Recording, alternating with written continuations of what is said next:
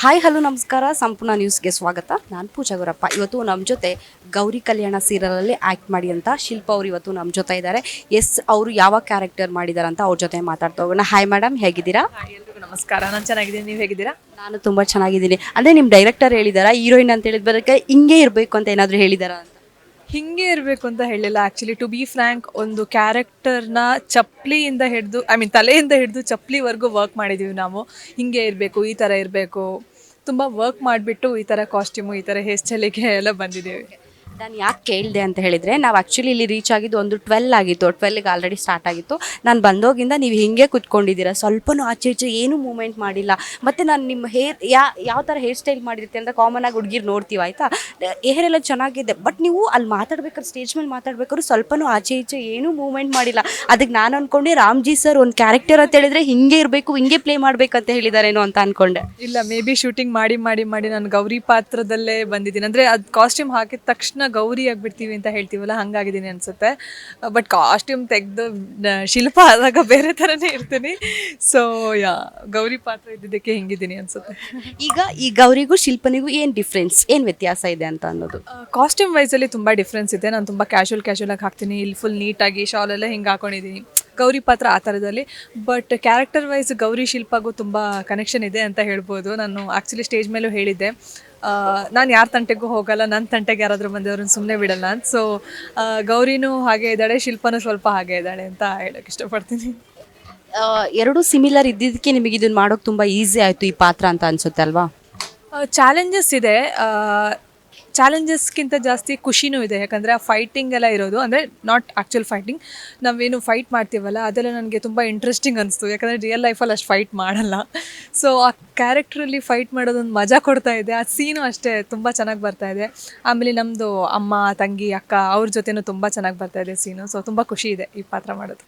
ನಾನು ಆಲ್ರೆಡಿ ಅಪ್ಪನ ಜೊತೆ ಮಾತಾಡಿದೆ ಸೀರಿಯಲಲ್ಲಿ. ಅಪ್ಪ ಹೇಳ್ತಾ ಇದ್ರು, ಶಿಲ್ಪ ನನ್ನ ಕಡೆನೇ, ನನ್ನ ಮಾತೇ ಕೇಳೋದು, ನಾನು ಹೇಳಿದ್ದೇ ಕೇಳ್ತಾರೆ ಅಂತ ಹೇಳ್ತಾ ಇದ್ರು ಅಪ್ಪ. ಅಮ್ಮ ನಿಮ್ಮ ಫ್ಯಾಮಿಲಿ ಬಗ್ಗೆ, ಅಕ್ಕ ತಂಗಿಯವ್ರ ಬಗ್ಗೆ ಮಾತಾಡೋದಾದ್ರೆ, ಅಮ್ಮ ಅಂದ್ಕೊಂಡಿದ್ದೆ ನನ್ನ ಮಗಳನ್ನ ಒಳ್ಳೆ ಶ್ರೀಮಂತರ ಮನೆಗೆ ಕೊಡಬೇಕು ಅಂತ. ನಾವು ಪ್ರೋಮೋ ನೋಡೋದ್ರಲ್ಲೂ ನೀವು ಬೇಡ ಅಮ್ಮ, ಸುಳ್ಳು ಹೇಳ್ಬೇಡ ಅಮ್ಮ ಅಂತೆಲ್ಲ ಹೇಳ್ತಾ ಇದ್ರಿ. ಬಟ್ ಎಲ್ಲದಕ್ಕೂ ನೀವೇ ಪೇ ಮಾಡ್ತಾ ಇದ್ದೀರಾ. ಸೊ ಇದ್ರ ಬಗ್ಗೆ ಹೇಳೋದಾದ್ರೆ? ಸೊ ಇಲ್ಲಿ ಏನಾಗಿದೆ ಅಂದರೆ ನಮ್ದು 2 ಟೀಮ್ ಆಗಿದೆ ಅಂತ ಹೇಳ್ಬೋದು. ಚಿಕ್ಕವಳು ನಾನು ಮತ್ತು ಅಪ್ಪ ಒಂದು ಟೀಮ್ ಆಗಿದ್ದರೆ, ಅಮ್ಮ ಮತ್ತು ಅಕ್ಕ ಇನ್ನೊಂದು ಟೀಮ್ ಆಗಿದ್ದಾರೆ. ಸೊ ಅಮ್ಮಂದು ಮತ್ತು ಅಕ್ಕನ ಥಿಂಕಿಂಗ್ ಬೇರೆ ಇದೆ, ನಮ್ಮ ಥಿಂಕಿಂಗ್ ಬೇರೆ ಇದೆ. ಬಟ್ ಟ್ರೈ ಮಾಡ್ತಾ ಇದ್ದೀವಿ ಕನ್ವಿನ್ಸ್ ಮಾಡೋಕ್ಕೆ. ನಾನು, ಅಪ್ಪ, ತಂಗಿ ಇಬ್ಬರು, 3 ಜನನೂ ನಾವು ಟ್ರೈ ಮಾಡ್ತಾ ಇದ್ದೀವಿ. ಅಮ್ಮ ನಮ್ಮ ದಾರಿಗೆ ಬರಲಿ, ನಾವು ಹೇಳಿದ್ದೆ ಕೇಳಲಿ ಅಂತ ಪ್ರಯತ್ನ ಪಡ್ತಾ ಇದ್ದೀವಿ. ಬಟ್ ನೋಡಬೇಕು ಏನಾಗುತ್ತೆ ಅಂತ. ಬಟ್ ಅಮ್ಮನಿಗೆ ಅಮ್ಮಂದೇ ಆದ ಒಂದು ಕಾರಣಗಳಿರುತ್ತೆ, ಯಾಕೆ ಈ ಥರ ಹೋಗ್ತಾ ಇದ್ದಾರೆ, ಯಾಕೆ ಶ್ರೀಮಂತರ ಮನೆಗೆ ಹೋಗಬೇಕು ಅನ್ನೋದು ಅವರದ್ದೇ ಕಾರಣ ಇರುತ್ತೆ. ಸೊ ಅವ್ರು ಮಾಡೋದು ತಪ್ಪಲ್ಲ, ಬಟ್ ಅವ್ರು ಮಾಡೋದು ನಮಗಿಷ್ಟ ಇಲ್ಲ. ಸೊ ಆ ಥರದ್ದು ಕತೆ. ಹೆಸರು ತುಂಬ ಚೆನ್ನಾಗಿದೆ, ಗೌರಿ ಕಲ್ಯಾಣ ಅಂತ. ಅದರಲ್ಲಿ ಬೇರೆ 3 ಜನ ಹುಡುಗಿರು. ಅಮ್ಮನ ಜೊತೆ ನಾನು ಆಗ ಹೇಳ್ತಾ ಇದ್ದೆ, ಅಮ್ಮ ಸ್ಟೇಜಲ್ಲಿ ಕೂತಾಗ ನೀವು ಯಾವ ಥರ ಯೋಚನೆ ಮಾಡ್ತೀರಾ? ನಮ್ಮ ಮಮ್ಮಿನೂ ಸಮೇತ ಅದೇ ಥರ ಯೋಚನೆ ಮಾಡಿದ. ನಾನೇ ಹೇಳಿದ್ದದು ಸ್ವಲ್ಪ ಸಿಮಿಲರ್ ಇದ್ದಾರೆ. ಲೈಕ್ ಈಗಿನ ಟ್ರೆಂಡ್ ನೋಡಿದರೆ ಹಂಗೆ ಅಲ್ಲ. ನಮ್ಮನ್ನೆಲ್ಲ ಯಾರಾದ್ರೂ ಮದುವೆ ಮಾಡ್ಕೊಡ್ಬೇಕಂದ್ರೆ ಒಳ್ಳೆ ಹುಡುಗನ ನೋಡಿ ಮದುವೆ ಮಾಡ್ಕೊಡ್ಬೇಕಂತ. ಆ್ಯಕ್ಚುಲಿ ಅಮ್ಮನ ಕಾನ್ಸೆಪ್ಟ್ ತುಂಬ ಚೆನ್ನಾಗಿದೆ. ಒಂದು ಹೆಣ್ಮಗುವಾಗಿ ಒಳ್ಳೆ ಮನೆ ಕಡೆ ಹೋಗಬೇಕು, ಚೆನ್ನಾಗಿರಬೇಕು. ನಾನು ಎಷ್ಟು ಕಷ್ಟಪಟ್ಟಿದ್ದೀನಿ ಅದು ಬೇಡ, ಅವ್ರು ಇನ್ನೂ ಚೆನ್ನಾಗಿರಬೇಕು ಅಂತ. ನೀವ್ಯಾಕೆ ಅದಕ್ಕೆಲ್ಲ ತಡೆ ಹಿಡಿತಾ ಇದ್ದೀರಾ ಅನ್ನೋದು?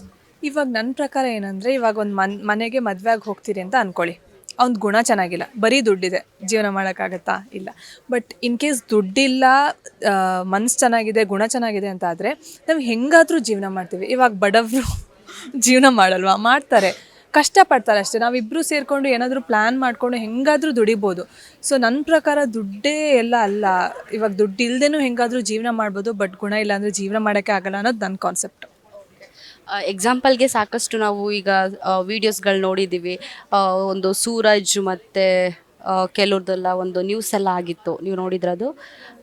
ತುಂಬ ಶ್ರೀಮಂತರು ಅಂತ ಮದುವೆ ಮಾಡಿಕೊಟ್ಟಿದ್ರು, ಬಟ್ ಇಬ್ಬರು ಸೂಸೈಡ್ ಮಾಡಿಕೊಂಡ್ರು ಅಂತ ಓಕೆ. ಈಗ ನಿಮ್ಮ ಒಂದು ಸೀರಿಯಲ್ ಬಿಟ್ಟು ಹೊರಗಿನ ಪ್ರಪಂಚದಲ್ಲಿ ಈ ಥರ ಎಲ್ಲ ನಡೀತಾ ಇದೆ. ಈಗ ತುಂಬ ಶ್ರೀಮಂತಿದ್ದಾರೆ ಅಂತ ಅವ್ರಿಗೆ ಮದುವೆ ಮಾಡಿಕೊಟ್ರೆ ಅವ್ರನ್ನ ಚೆನ್ನಾಗಿ ನೋಡ್ಕೊಳ್ಳಲ್ಲ, ಮತ್ತು ವರದಕ್ಷಿಣೆ ಆ ಥರ ಚೆನ್ನಾಗಿ ನೋಡ್ಕೊಳ್ಳಲ್ಲ ಅಂತ. ಹೆಣ್ಮಕ್ಳು ಅಂತ ಹೇಳಿದ್ರೆ ಅವ್ರನ್ನ ಎಷ್ಟು ಪ್ರೊಟೆಕ್ಟ್ ಮಾಡಿದ್ರು ಕಮ್ಮಿನೇ ಇಲ್ಲ ಅಂತಲೇ ಹೇಳ್ಬೋದು. ಅದ್ರ ಬಗ್ಗೆ ನೀವೇನು ರಿಯಾಕ್ಟ್ ಮಾಡ್ತೀರಾ ಅನ್ನೋದು? ಸೊ ಅದರಲ್ಲೂ ಅಷ್ಟೇ, ಇವಾಗ ಗುಣ ಚೆನ್ನಾಗಿದ್ದರೆ ಪ್ರಾಬಬ್ಲಿ ಆ ಥರ ಆಗ್ತಾ ಇರಲಿಲ್ಲ. ದುಡ್ಡಿರೋದಕ್ಕೆ ಕೆಲವ್ರ ಹತ್ರ ಗುಣನೂ ಇರುತ್ತೆ, ದುಡ್ಡೂ ಇರುತ್ತೆ, ಹೇಳೋಕ್ಕಾಗಲ್ಲ. ಸೊ ಆ ಥರದ್ದಿದ್ರೆ ನನ್ನ ಅಮ್ಮಂಗೆ ಓಕೆ ಅನಿಸುತ್ತೆ, ಗೊತ್ತಿಲ್ಲ. ಬಟ್ ಗುಣ ಒಂದೇ ನೋಡೋಕ್ಕೂ ಹೋದರೆ ಪ್ರಾಬ್ಲಮ್. ಗುಣ ನೋಡೋಕ್ಕೆ ಮಾತ್ರ ಹೋದರೆ ಏನೂ ಪ್ರಾಬ್ಲಮ್ ಆಗೋಲ್ಲ, ಬಟ್ ಬರೀ ಹಣ ನೋಡೋಕೆ ಹೋದರೆ ಪ್ರಾಬ್ಲಮ್ ಆಗುತ್ತೆ ಅಂತ ಹೇಳೋಕ್ಕೆ ಇಷ್ಟಪಡ್ತೀನಿ. ಯಾಕಂದರೆ ಬರೀ ದುಡ್ಡಿದ್ದು ಗುಣ ಇಲ್ಲ ಅಂದರೆ ತುಂಬ ಕಷ್ಟ ನನ್ನ ಪ್ರಕಾರ. ನಿಮ್ಮ ರಿಯಲ್ ಲೈಫಲ್ಲಿ ಹುಡುಗ ನೋಡ್ಕೊಂಡಿದ್ದೀರಾ, ಇಲ್ಲ ನಿಮ್ಮ ಮನೆಯವರು ಹುಡುಗ ನೋಡಿದ್ರೆ ಯಾವ ಥರ ಇರಬೇಕು ಅಂತ ಅನ್ಕೊಂತೀರಾ ನೀವು? ನಾನು ಆ್ಯಕ್ಚುಲಿ ನೋಡ್ಕೊಂಡಿಲ್ಲ, ಪ್ಲಸ್ ಯಾವ ಥರ ಇರಬೇಕು ಅಂತ ನಾನು ಆ ಥರ ಇದು ಹಾಕಿಲ್ಲ. ಕ್ಲಿಕ್ ಆದರೆ ಕ್ಲಿಕ್ ಆಗುತ್ತೆ, ಹೇಳೋಕ್ಕಾಗಲ್ಲ. ನಮ್ಮ ಹಣೆ ಬರದಲ್ಲಿ ಯಾರು ಬರ್ತಿದ್ದಾರೋ ಅವರೇ ಆಗುತ್ತೆ ಅಂತ ಹೇಳ್ತೀನಿ. ಗೌರಿ ಕಲ್ಯಾಣದಲ್ಲಿ ನಿಮ್ಮ ಹೆಸರು ಗೌರಿ, ಓಕೆನಾ? ಗೌರಿ ತುಂಬ ಚೆನ್ನಾಗಿದ್ದಾರೆ. ನೀವು ಯೂಸ್ ಮಾಡುವಂಥ ಬ್ಯೂಟಿ ಟಿಪ್ಸ್ ಆಗಿರ್ಬೋದು, ನಮ್ಮ ವೀಕ್ಷಕರಿಗೆ ಕೊಡೋದಾದ್ರೆ ಏನು ಬ್ಯೂಟಿ ಟಿಪ್ಸ್ ಕೊಡ್ತೀರಾ ಅನ್ನೋದು? ಬ್ಯೂಟಿ ಟಿಪ್ಸ್ ಅಂದರೆ ಹೈಡ್ರೇಟ್, ನೀರು ಕುಡಿತಾನೆ ಇರಿ ಅಂತ ಹೇಳೋಕ್ಕೆ ಇಷ್ಟಪಡ್ತೀನಿ. ಆಮೇಲೆ 2 ಫ್ರೂಟ್ಸು ಅಥವಾ 2 ವೆಜಿಟೇಬಲ್ಸ್ ಡೈಲಿ ತಿನ್ನಿ ಅಂತ ಹೇಳ್ತೀನಿ. 2 ಫ್ರೂಟ್ಸ್ 2 ವೆಜಿಟೇಬಲ್ ತಿನ್ಬೇಕಂತ. 2 ಥರ ವೆಜಿಟೇಬಲ್ಸ್ ತಿಂದರೆ ಒಳ್ಳೆಯದು. ನೀವು ಯಾವುದೆಲ್ಲ ಫ್ರೂಟ್ಸ್ ಡೈಲಿ ತಿಂತೀರಾ, ನಿಮ್ಮ ರೋಟೀನ್ ಹೇಗಿರುತ್ತೆ ಅನ್ನೋದು. ಏನಂತ ಹೇಳಿದರೆ, ಒಂದು ಸೆಲೆಬ್ರಿಟಿ ಅಂತ ಹೇಳಿದರೆ ಸಾಕಷ್ಟು ಜನಕ್ಕೆ ಕ್ಯೂರಿಯಾಸಿಟಿ ಇರುತ್ತೆ, ಇವರಿಷ್ಟು ಫ್ಲೆಕ್ಸಿಬಲ್ ಆಗಿದ್ದಾರೆ, ಏನು ತಿಂತಾರೆ, ಏನು ತಿನ್ಬೋದು, ಆಮೇಲೆ ಏನು ಮೇಕಪ್ಪಿಗೆ ಯೂಸ್ ಮಾಡ್ತಾರೆ, ಹೇರ್ ಸ್ಟೈಲ್ ಇಷ್ಟೊಂದು ಚೆನ್ನಾಗಿದೆ, ಹೇಗೆಲ್ಲ ರೆಡಿ ಆಗ್ತಾರೆ ಅನ್ನೋದೊಂದು ಕ್ಯೂರಿಯಾಸಿಟಿ ಇರುತ್ತೆ. ಸೊ ನಿಮ್ಮ ರೋಟೀನಲ್ಲಿ ನೀವು ರೆಡಿ ಆಗೋದಾಗಿರ್ಬೋದು ಯಾವ ಥರ ಇರುತ್ತೆ ಅನ್ನೋಂಥದ್ದು? ಆ್ಯಕ್ಚುಲಿ ತುಂಬ ಡೀಪ್ ಅಂತ ಏನೂ ಮಾಡಲ್ಲ. ನಾನು ಏನು ನನ್ನ ಮುಖಕ್ಕೆ ಕ್ಲೆನ್ಸಿಂಗು, ಟೋನರು, ಮಾಯ್ಶ್ಚರೈಸರು, ಸನ್ಸ್ಕ್ರೀನ್ ಅದೊಂದು ಯೂಸ್ ಮಾಡೇ ಮಾಡ್ತೀನಿ. ಸೊ ಸನ್ಸ್ಕ್ರೀನ್ ಎಲ್ಲರೂ ಬಳಸಿ ಅಂತ ಹೇಳೋಕ್ಕೆ ಇಷ್ಟಪಡ್ತೀನಿ. ಫ್ರೂಟ್ಸ್ ವೈಸು ನಾನು ಪಪ್ಪಾಯ ಒಂದು ಡೈಲಿ ಬೆಳಿಗ್ಗೆ ತಿಂತೀನಿ. ಆಮೇಲೆ ಕ್ಯೂಕುಂಬರ್ಸು ಏನಾದರೂ ಒಂದು ಪಪ್ಪಾಯ, ಪೊಮೊಗ್ರನೇಟು, ಕ್ಯೂಕುಂಬರ್, ಕ್ಯಾರೆಟು ಆ ಥರದ್ದು ಏನಾದರೂ ತಿಂತಾ ಇರ್ತೀನಿ. ಆಮೇಲೆ ನೀರು ಕುಡಿತೀನಿ ಅಷ್ಟೇ. ಇದ್ರ ಫಾಲೋ ಅಪ್ ಮಾಡಿಯಪ್ಪ, ನಿಮಗೂ ಅವ್ರ ಥರ ತುಂಬ ಚೆನ್ನಾಗಿ ಕಾಣಿಸ್ತೀರ, ಗೌರಿ ಅವ್ರ ಥರ. Okay, thank you so much Gauri ಅವರೇ. All the best. ಈ ಎಪಿಸೋಡು 100 ಎಪಿಸೋಡ್ ಆಗಲಿ, ಒಳ್ಳೇದಾಗಲಿ. All the best once again. 1000 episode ಆದರೂ ಖುಷಿನೇ ಅಂತ, ಅದ್ರಿಗಿಂತ ಮೋರ್ ದೆನ್ ಆಗಲಿ ಅಂತ ಕೇಳ್ಕೊಳ್ತೀನಿ. Once again all the best. Thank you so much. ತುಂಬ ಖುಷಿ ಆಯಿತು. Thank you. ಇಷ್ಟ ಆಗಿತ್ತು ಶಿಲ್ಪಾ ಅವ್ರ ಜೊತೆ ಮಾತಾಡಿದ್ದು. ಹೆಚ್ಚಿನ ಅಪ್ಡೇಟ್ಸ್ಗಾಗಿ ನೋಡ್ತಾ ಇರಿ ಸಂಪೂರ್ಣ ನ್ಯೂಸ್. Thank you.